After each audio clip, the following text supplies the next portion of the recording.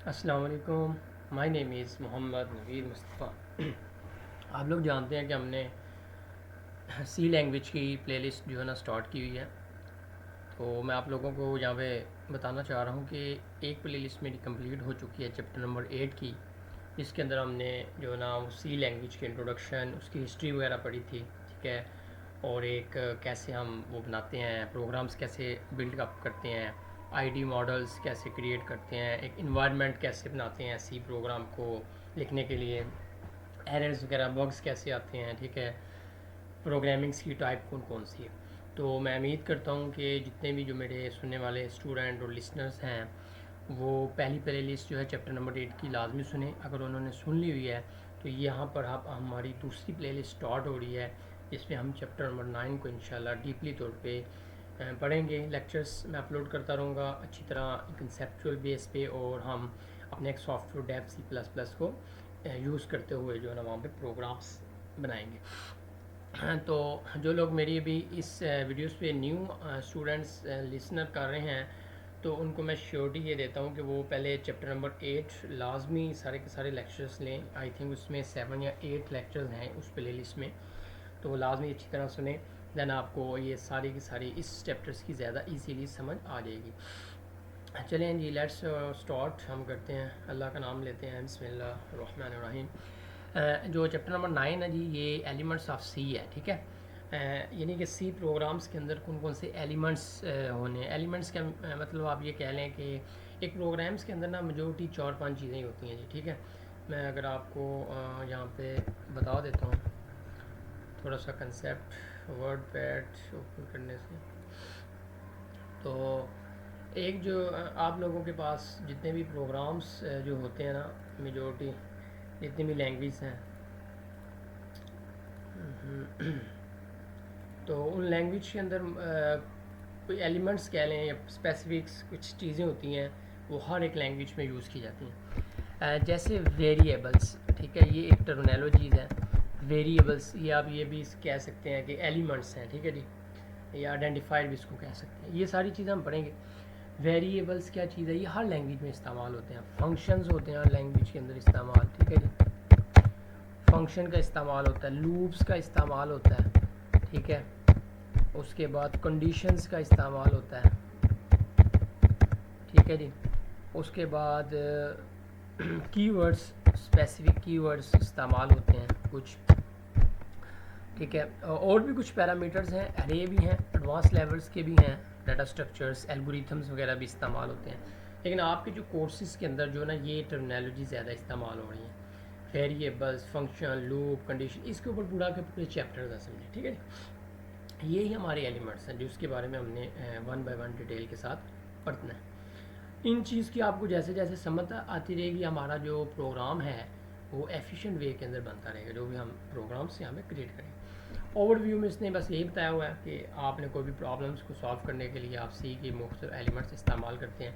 अच्छा, यहाँ पे आइडेंटिफायर की डिफ़ाइन बहुत अहम है, ये सारे स्टूडेंट याद अच्छी तरह करें। आइडेंटिफाई में यही होता है आपके फंक्शन, लेबल्स, कांस्टेंट, ठीक है। यहाँ पे ये देखें, ये वेरिएबल्स किसी भी एक प्रोग्राम्स के अंदर पाए जाते हैं, फंक्शन पाए जाते हैं, लूप्स, कंडीशन, कीवर्ड्स, अरेज हो गया, ठीक है। उसके बाद जो है ना डाटा टाइप पाई जाती है, ठीक है, ये डाटा टाइप, कुछ कांस्टेंट होंगे।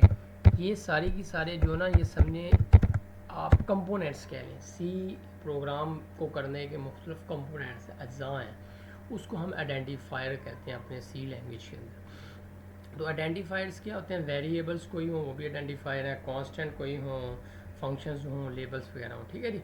ये सारे के सारे क्या हैं, आइडेंटिफायर है। वो कह रहा है कि 31 जो है ना सी कंपाइलर ज़्यादातर आइडेंटिफायर्स इस्तेमाल करता है जो प्री डिफाइनेबल। अच्छा, आइडेंटिफायर दो तरह के, एक तो स्टैंडर्ड आइडेंटिफायर है। स्टैंडर्ड आइडेंटिफायर्स तो वो होते हैं जो स्पेसिफिक कीवर्ड है, ठीक है। जैसे मैं भी आपको बता दें तो लूप के अंदर ना, लूप के अंदर हम 2-3 लूप इस्तेमाल करते हैं। एक फॉर लूप है आपके पास, ठीक है ना। लूप्स की समझे जो है ना वो आपके पास कैटेगरीज हैं, एक फॉर है, ठीक है, एक वाइल है जो आपने यहाँ पे पढ़नी है, और एक डू वाइल है, ओके। तो ये चीज़ क्या है, ये ज़ाहिर बात है लूप क्या है, आइडेंटिफायर है ना, ठीक है। अब इसका इस्तेमाल वगैरह ये पूरा का पूरा इसके ऊपर चैप्टर आएगा, पूरी डिटेल गुफ्तगू होगी और उसके बाद प्रैक्टिकल वर्क भी करूँगा। अब ये 3 लूप्स हैं, फॉर लूप एक है, एक वाइल है और एक डू वाइल है, ठीक है। इनके वर्क क्या होता है वो हम आगे जाके पढ़ेंगे जब ये टॉपिक्स आएगा। लेकिन अभी ये यहाँ पे ये बात समझें, ये सारे के सारे स्पेसिफिक कीवर्ड हैं जो लूप्स बनाने के लिए इस्तेमाल होंगे। इसको हम आइडेंटिफायर भी कहते हैं। तो ये लूप्स के जितने भी आइडेंटिफायर हैं ये प्री डिफाइनेबल हैं, ये प्रोग्राम्स लैंग्वेज ने बनाए हुए हैं, ये हमने खुद नहीं बनाए हुए, ठीक है, प्रोग्रामर्स ने। रिजर्व वर्ड भी कहते हैं इसको, ठीक है, ये या डिफाइनेबल कीवर्ड भी कहते हैं। यहाँ पे मैंने वर्ड्स भी लिखा है, ये कीवर्ड्स होते हैं, ठीक है। रिजर्व कह लें या डिफाइन, प्री डिफाइनेबल कीवर्ड्स, ठीक है नी। ओके, ये जैसे ये फॉर, ये प्री डिफाइन कीवर्ड लूप के लिए इस्तेमाल होता है। वाइल कंडीशन में आप लोगों के इफ़ होता है, इफ़ एल्स होता है, ठीक है, इफ़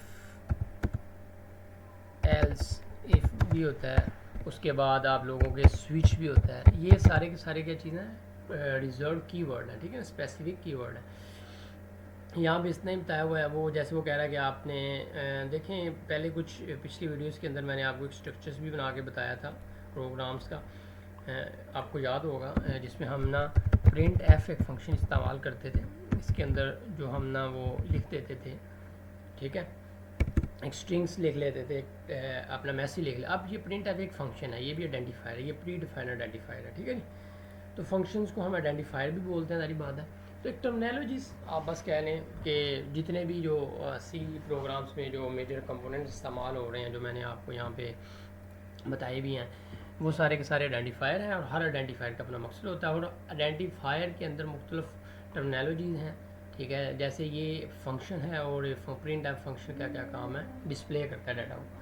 तो अब ये आइडेंटिफायर प्री डिफाइनेबल है, ये हमने नहीं बनाया, ये बल्कि प्रोग्रामर्स ने और जो डेवलपर हैं सी प्रोग्रामर्स जिन्होंने बनाई है लैंग्वेज, उन्होंने बनाया वो, ओके।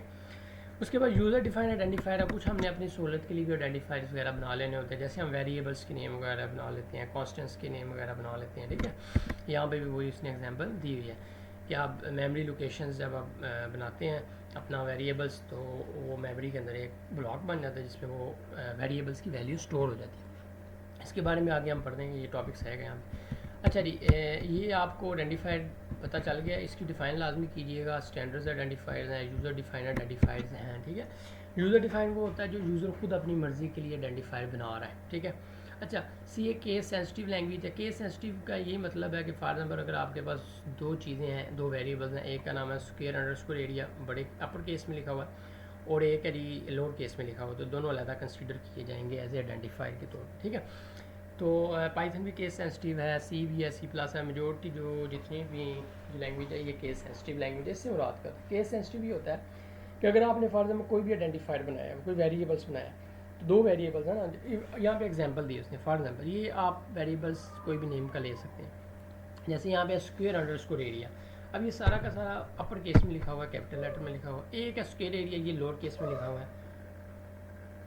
तो ये चीज़ जो है दोनों की दोनों अलग-अलग वेरिएबल्स जो है ना वो कंसीडर किए जाएंगे, ठीक है। मैं उम्मीद करता हूँ आपको इस टॉपिक से अल्हम्दुलिल्लाह समझ आ गई होगी। नेक्स्ट टॉपिक हमारा कीवर्ड है, उसके ऊपर हम नेक्स्ट वीडियो अपलोड करेंगे।